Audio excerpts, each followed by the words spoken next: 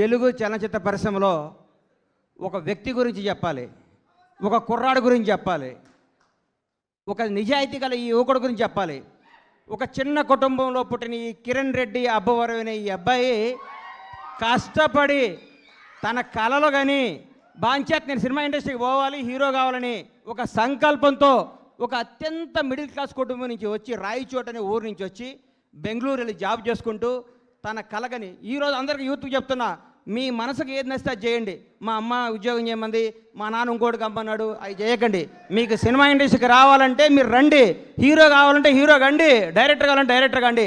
Cinema తల్లి పెద్ద సముద్రం అంత గొప్ప తల్లి, కళ్ళమ్మ తల్లి అంత గొప్పది ఈ ప్రపంచంలో లేదు. ఇంకొకటి చెప్తున్నా, కళ్ళమ్మ తల్లిని నిజాయితీగా నమ్ముకున్నాడు ఎవడు చెడిపోయినట్టు దాఖలాలు లేవు.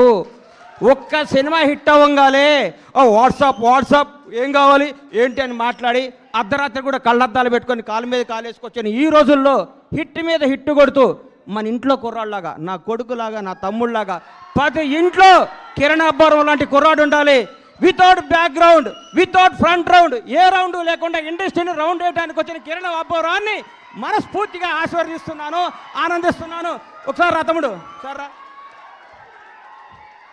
ఒక్క సినిమా హిట్ అయితే లూజు ప్యాంట్లు, కొత్త చెప్పులు, నెత్తి మీద క్యాపు, కళ్ళకు అద్దాలు పెట్టుకొని ఇట్లా నడిచే ఈ రోజుల్లో రియల్ కుర్రాడు బాంచేత్ ఇట్లుండాలండి. హీరో అంటే ఇట్లుండాలి.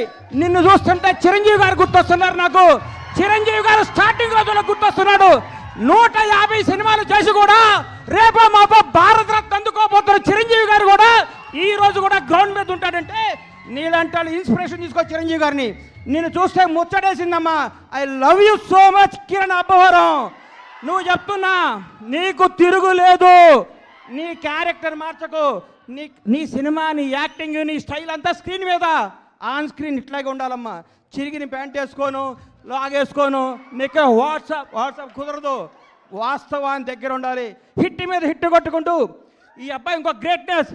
ఇప్పటి వరకు చేసిన ప్రతి సినిమా కొత్త డైరెక్టర్ అండి. ఇంతకంటే ఏం కావాలి సార్? ఒక్క సినిమా హిట్ కొడితే లోకేష్ కనకరాజుని తీసుకురా, ఎస్ఎస్ రాజమౌళిని తీసుకురా, సుకుమార్ని తీసుకురా, అనిల్ రావుపూడిని తీసుకురా, ఇంకెవరిని తీసుకొస్తావు అనే ఈ రోజుల్లో కొత్త మట్టిలో మాణిక్యాలు నేరుకొని నిలబెడుతున్నాడు. చూడండి, హ్యాట్స్ ఆఫ్ టు